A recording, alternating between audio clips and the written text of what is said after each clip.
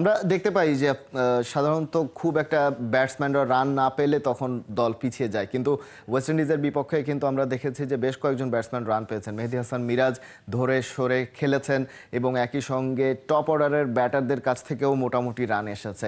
তারপরেও আসলে ম্যাচটা হেরে যাওয়ার পেছনে কি শেষ পর্যন্ত বোলারদের দুর্বলতাকেই আমরা দায়ী করব, নাকি আলটিমেটলি ব্যাটসম্যানরাই বোলারদের জন্য যথেষ্ট পুঁজি দিতে পারেনি? না, ডেফিনেটলি আমি কাউকে স্পেসিফিক করে দোষ দিব না। বাট যদি তারপরেও কিছু বলতে হয় তাহলে অবশ্যই যদি ফ্ল্যাট উইকেট হয়, যেখানে আপনার ৩৩০ রানের উইকেট, ওখানে আপনাকে ৩৩০ করতেই হবে। আইদার আপনি ইটস ভেরি ডিফিকাল্ট, আপনি বলতে পারেন যে ফ্ল্যাট উইকেটে বোলারদের সার্ভাইভ করা এত ইজি না। আমি তো বললাম যে বোলারদেরকে অনেক স্মার্ট হতে হয়। আমার মনে হয় আমাদের বোলাররা ওটুকু স্মার্ট ছিল না। But that different case. But আপনি যে বললেন, আমি অনেকজন স্কোর শুনলাম যে বল বেশি রান কম। আপনার ফ্ল্যাট উইকেটে ডেফিনেটলি বল কম রান বেশি হওয়ার কথা। অ্যাটলিস্ট সেট হওয়ার জন্য প্রথমে স্টার্টটা হয়তো বা প্রথম ২০ বলে ১৫ রান করতে পারে, বাট পরে যখন সেট হয়ে যায় ডেফিনেটলি আপনি দেখেন রাদারফোর্ড যে ইনিংসটা বলতেছেন, আপনি 71 বলে 100 করছে।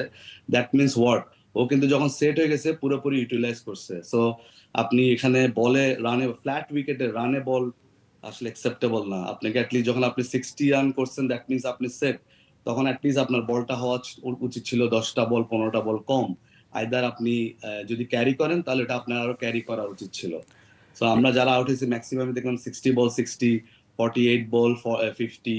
So it's close. সো আমার মনে হয় যে ফ্ল্যাট উইকেটে আর একটু পজিটিভ ব্যাটিং করা উচিত ছিল যখন সেট হয়ে গেছে।